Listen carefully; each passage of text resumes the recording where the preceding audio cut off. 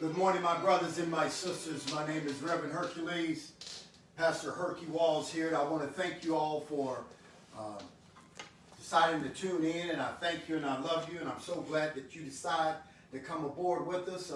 It is August the 8th, 2018, or 2021. What am I thinking? 2018. It was back in the day. But may God bless you. May God keep you. I just ask that God has been good to you, and I thank you once again. You had a choice. You could have watched anyone else, but you decided to tune in on New Generation Gospel Church, and I thank you, and I'm so humble, and I'm so happy that you decided to come aboard. I'm going to continue my series, how can I put it? Fear not. I'm going to continue it, and the reason why God gave me this 2 weeks prior to me becoming 60 years old. So when I was 59, the last 2 weeks, God gave me this series, and I wanted to share it with you because the times that we're living in right now, a lot of people are fearful. A lot of people are fearful of the unknown. They don't know what's going to happen, how it's going to happen, and when things do happen, what do we do about it? So when God gave me this, I wanted to meditate, to pray about it, to make sure that this is not only for me, but I wanted to make sure that I'm talking and preaching to people who pretty much have been fearful of things that have happened, things that are happening right now, and things that's going to happen in the future. But I'm here to assure you that there is an answer. And that answer is I preach about it, I pray about it, I talk about Him every day of my life. Whatever I do, I acknowledge our Lord and Savior Jesus Christ. So this message, what I'm going to say, is going to be so deep, and it's going to hit so deep to some of you who I don't even know. I don't even know some of you. But the messages that I got last week, from the message that I preached called I'm Done. I'm Done. That's when David faced Goliath, and David was at the point of his life. He said, look, man, I'm done with all this negativity. I'm done the way you're talking about me. I'm done the way you're talking about my God. I am done with you. So you know the story of David and Goliath. You know, Goliath was this big guy physically, but he forgot that he probably didn't know that God was bigger than him. And that's for some of you right now. God is bigger than your problem. And I want you to hear that. I want you to write that down right now. God is bigger than my problem. Now, if you notice, I'm going right into this because the messages that I got last week was overwhelming of how people are dealing with fear. People don't know what to do. And they made a decision last week that they are done with certain things in their lives, and I just want to say congratulations. Move on with your life, and this message here will be a blessing to you. Turn with me to Exodus chapter number 3. When you find Exodus chapter number 3, we're going to focus on verses 11 and 12. Exodus chapter 3, we're going to focus on verses 11 and 12.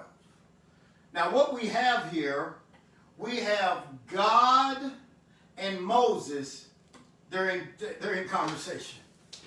They are in conversation. So let's just pick up at verse number 11. But Moses said to God, who am I that I should go to Pharaoh and bring the Israelites out of Egypt? Verse 12 said, verse 12, God said this, I will be with you, and this will be the sign to you that it is I who have sent you. When you have brought, listen to me, when you have brought the people out of Egypt, you will worship God on this mountain. This morning, my brothers and sisters, this is going to be probably one of the quickest messages you've ever heard me preach. And this message is titled, please write this down. If you don't get anything else on the 8th day of August 2021, get this title. I'm making a shift from fear to faith. I'm making a shift from fear to faith. That's powerful. Moses said in verse 11, he said to God, who am I that I should go to Pharaoh and bring the Israelites out of Egypt? Moses wanted to know, who am I, Lord, that you go send me? This message, my brothers and sisters, today will bless you in several ways when it comes to facing your fears. Once again, I told you last week, I talked about I'm done. The message was a powerful one. And most of you that commented to me told me that there were some things that you were going to put away, that you were done with, and you did it. And I pray that somebody who was listening last week will get that I'm done mentality. I'm done dealing with this. And like I said, I'm not going to share it with some of you, but I want to tell you one time, one person wrote me and said this, I'm done beating myself up because of what other people think of me. This person said, I am done beating myself up on what other people are thinking about me. Well, listen here. As long as you're happy, that's all that matters. Preach, preacher! As long as you're happy, that's all that matters. Now, if you want to wear that hat, you wear that hat. If you want to buy those shoes, you buy those shoes. Whatever outfit you decide to go with, that's your business. You don't have to put up with people at all. Preach, preacher. Preach on.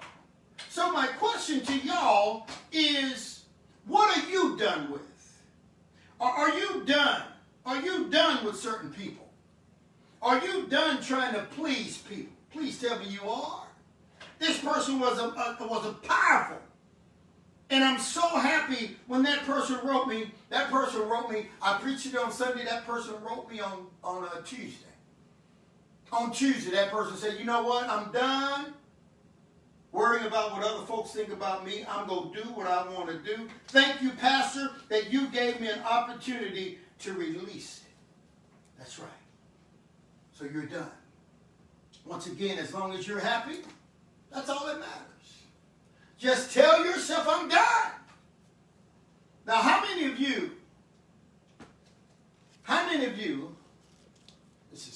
and I want you to be honest with me. How many of you have faced some fears this past week? How many of you have faced some fears this past week? Whether it was dealing with a family member or a work situation that put you in fear, or even something you are thinking about doing, but you are fearful of the outcome. David said something in Psalms 34 verse 4. This is what David said. He says, I sought the Lord, and he answered me. He delivered me from all of my fears. For those of you who are going through a fearful moment right now, please meditate on Psalms 34 verse 4, where David said, I sought the Lord, and he answered me. He delivered me from all of my fears. My brothers and my sisters, when you seek God, your whole entire, with your whole entire heart, your whole entire mind and soul, when you do that, God will answer you. Yes, he will. He will answer you because you are seeking after him. You're not seeking after fear. You're seeking after him. You can do it because David said that he did it. Now, what we need to do is, as a church, now when I say church, I don't want you to think about a church building. You're the church. I'm the church. Wherever you go, you're the church. Wherever I go, I'm the church. The way we as a church can make a shift is to stop showing people that we are afraid. Preach, Herkie. In order for we as the church, you're the church, is not a building. Sometimes it cracks me up when people ask me, well, have you shut down your church? Absolutely not. I ain't shut down no church. I'm the church. You're the church. So don't let people, don't go there, Herc. Don't let people make you think that because physically you're not in a building that you aren't the church, or you're not going to the church. Listen to me. The Bible said in the latter days God said you're going to worship me in spirit and in truth. How you going to worship him? In spirit and truth. Now the way we as a church can make a shift is to stop letting people know that we're afraid. What you're afraid of. Now you need to start watching how you act in front of people. Your action speaks louder than your word. Even with your words, you got to be talking bold, talking confident, because you got to say what the word says. That's how you're going to make a shift. You're going to make a shift by the way you respond to folks. You're not going to react anymore. You're responding to people. Matter of fact, I'm so glad that I don't react like I used to. Preach, Herkie. I don't react like I used to. And I know some of you that have been watching my ministry, that have been growing in the ministry with me, and this is what it's all about. When I started in this ministry back in 2012, my whole thing is saving one soul at a time. Not me, the Word of God. Saving one soul at a time. And I don't know how many souls have been saved watching this ministry. I'll know that when I go to heaven.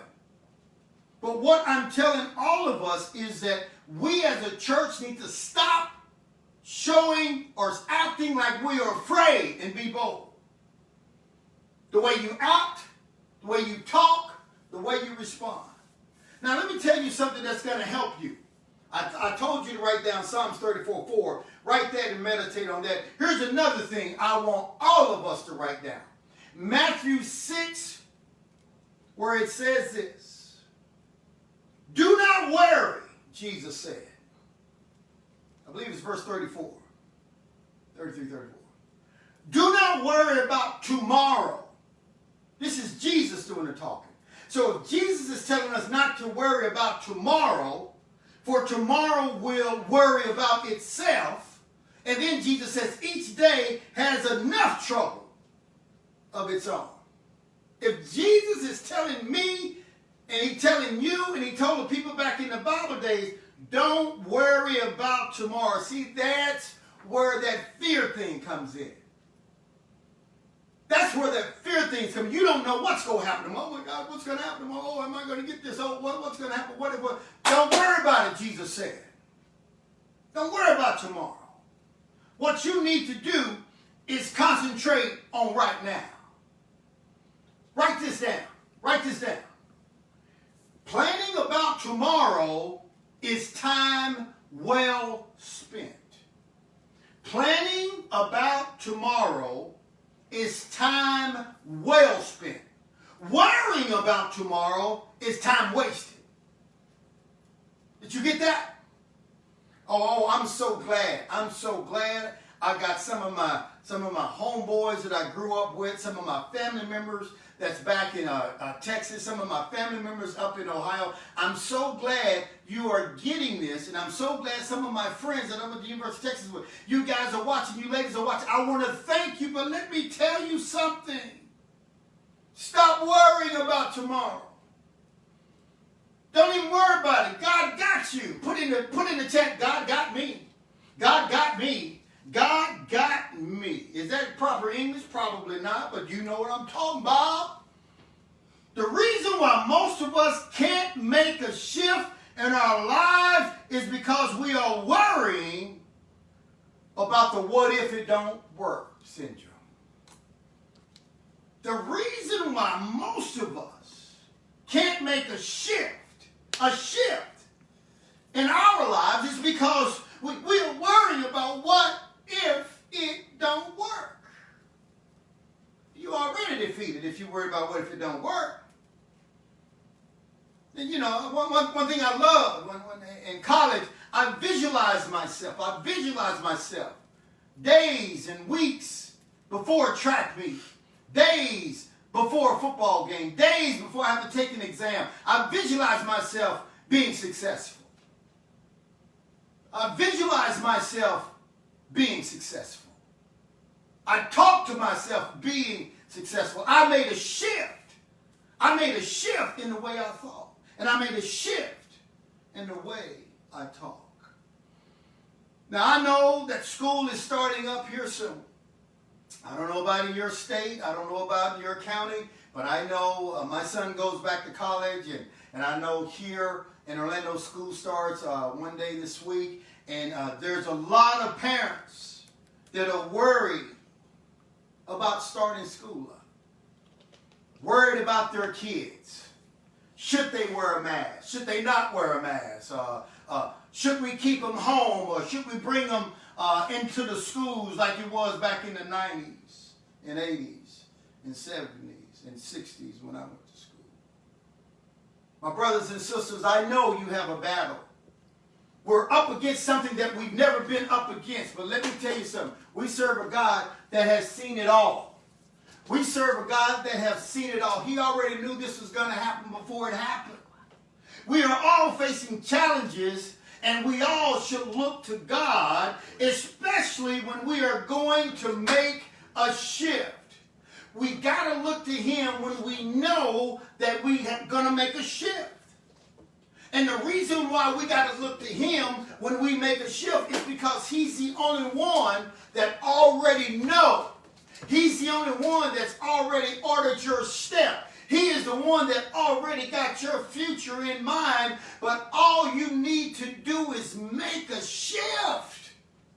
You got to make a shift, my brothers and sisters. Is anybody understanding what I'm saying? We all are facing challenges. Sometimes we don't know what to do. But when you look to God, when you look to Him for the answer, He will give it to you. And this is which brings me to my text this morning. It brings me to, you got Moses and you got God. And what has happened is, let me give you a little bit. Moses is talking to God, but let me tell you how Moses got to where he got. When Moses was a little boy, his mama put him in the Nile River, and he went down to the Nile River. Pharaoh's daughter found Moses, picked him up, and nurtured him. Brought him into the palace. So Moses grew up knowing all of the Egyptian ways. But you know what? One day, he came and he grew up. And he was like, wait a minute, something's going on here. Why do I feel for the Israelites? What is it that's in me that I'm feeling for the Israelites? So one day, Moses got in a fight and he killed one of the Egyptians. So after that, Moses said, I got to get out of here. These people here in Egypt trying to kill. I got to go. And Moses went on with his life for 40 years. And in those 40 years, Moses found him another wife, or found him a wife, and had kids. And Moses is doing everything that a man's supposed to do. But one day, a shift was about to happen. Moses was after, it says in the Bible that he was after one of the sheep. They had got away, and Moses went after the sheep, and he saw something up in the mountain. Something that's not too unfamiliar because he's seen burning bushes almost every day. But this particular burning bush would not be consumed. So when Moses got there, he kept looking up, and finally Moses said, let me go see what's happening up here. So as he's going up, this is when the dialogue started. You know, Moses earlier in the chapter said, Lord, now don't you hear that my people, your people, the Israelites, man, they in bondage, man. What you gonna do? I can't believe it. I know I saw it, and you know I already killed, but I got out of there. But you, the God of Abraham, Isaac, and Jacob, ain't you gonna do something? Oh yeah. Moses, I'm gonna do something, but before I do anything, take off thy shoes. You standing on holy ground, brother. You address who I am. I'm God. So here it is where we picked up. After God said, Moses, I'm going to send you, bro. I'm going to send you back to Egypt, where you came from. I know you know that joker. I know that joker. But let me tell you something. I'm sending you back. So God and Moses is talking. You know Moses' background. He knows Pharaoh's background.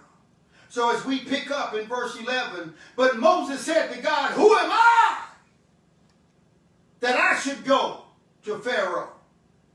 Let's stop right there. Who am I? Moses said. You know what Moses was doing?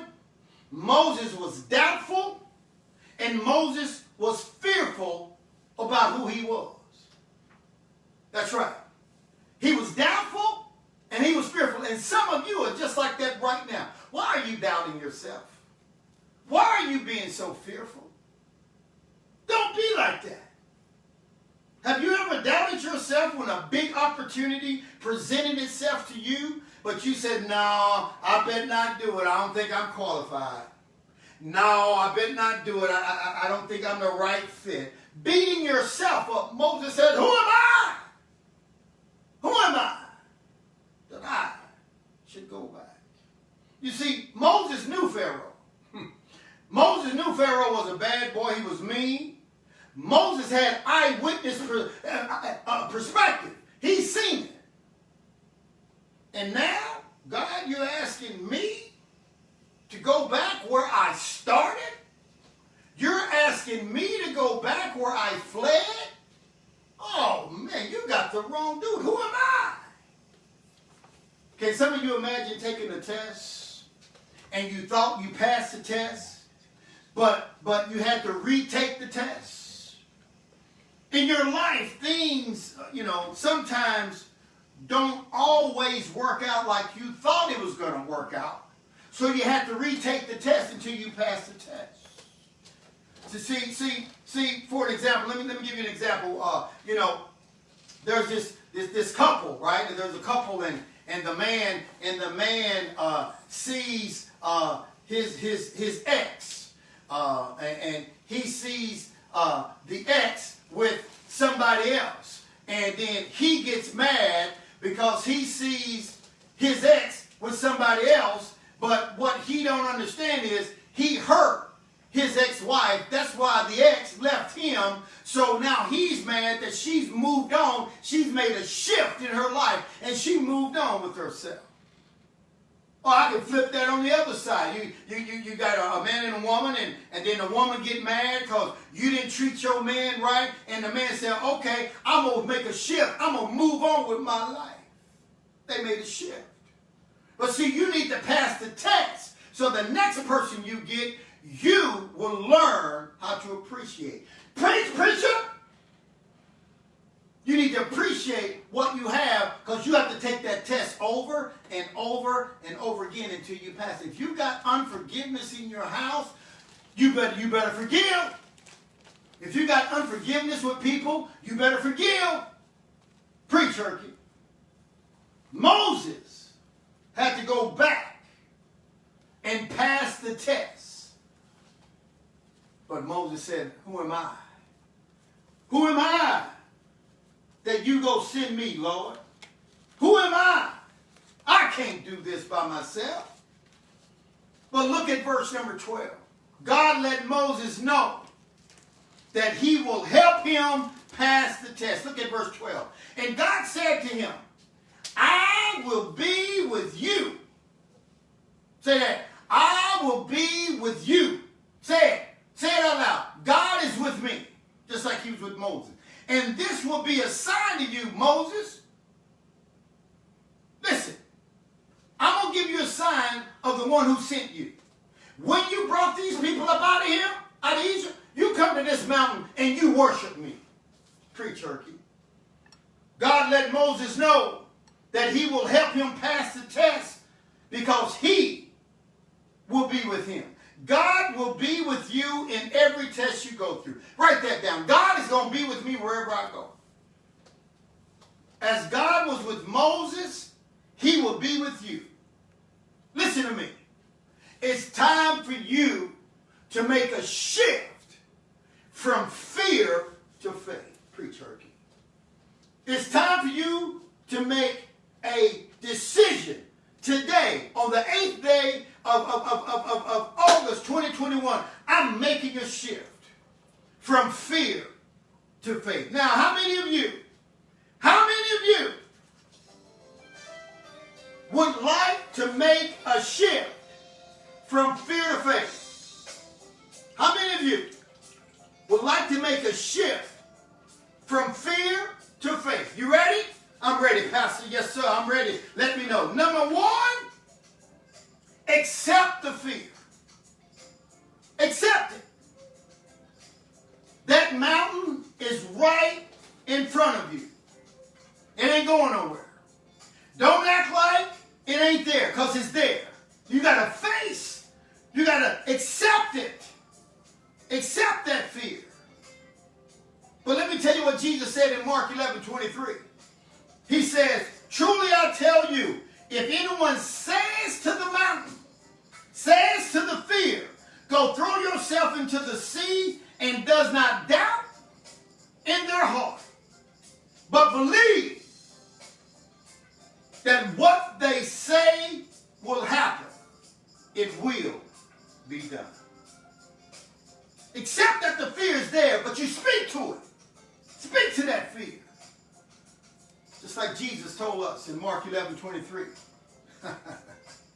He said, truly I tell you, if anyone, that's you, that's me, says to the mountain, whatever your mountain is, go throw yourself in the sea, and does not doubt in their heart, but believe that what they have or what they say will happen. It will be done. Not only you need to accept that fear and speak to it, the second thing, and I'm going to be done with you, move forward. Move forward from fear. Preach, Herkie. Move on. You look fear in the face. Now you know what you're facing.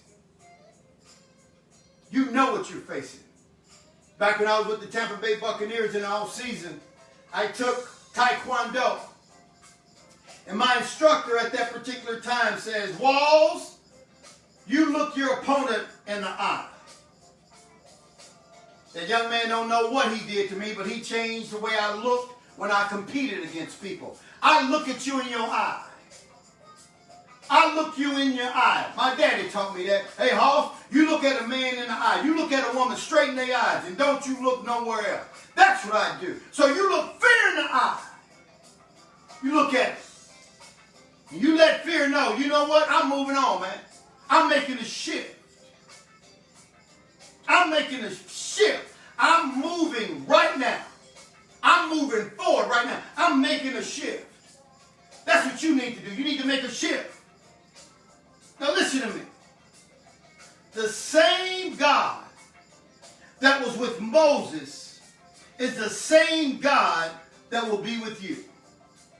All you have to do, my brothers and my sisters, is make a shift. Like he told Moses' follower, Joshua. He said something to Joshua in chapter 1, verse 9. He said, have I not commanded you? Be strong and courageous. Do not be afraid. Do not be discouraged, for the Lord your God will be with you wherever you go. Preach, Herkie. My brothers and sisters, today is time for you to make a shift from fear to faith, because we serve. I said we serve a mighty God. What a mighty God we serve. We serve a God that he is going to take care of all of our fears, all of our needs. He's going to take care of them. So it's time for you to make a shift from fear to faith. My brothers and sisters, my name is Reverend Hercules. And remember, I love you all, no matter what.